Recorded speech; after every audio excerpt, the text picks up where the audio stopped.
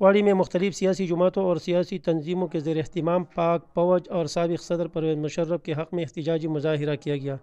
مظاہرین نے تانا چوک کے مقام پر دیر پشاور شاہراہ کو ہر قسم کی ٹریفک کے لیے بند کر کے شدید نعرہ بازی کی۔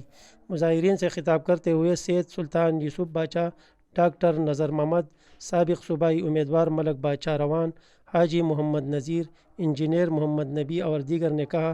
کہ ایک منظم بیرونی سازش کے تحت پاکستان کے قابل فخر ادارے کو نشانہ بنایا جا رہا ہے اور سابق صدر جنرل پرویز مشرف کے خلاف حالیہ عدالتی فیصلہ اس سلسلے کی کڑی ہے، جس کو ہم پرزور الفاظ میں مذمت کرتے ہیں، اور اس قسم کی فیصلوں کو پاکستان کی عوامی عدالت نے مسترد کر دیا ہے، کیونکہ سابق صدر پرویز مشرف ایک قومی ہیرو ہیں اور قومی ہیرو غدار نہیں ہو سکتے۔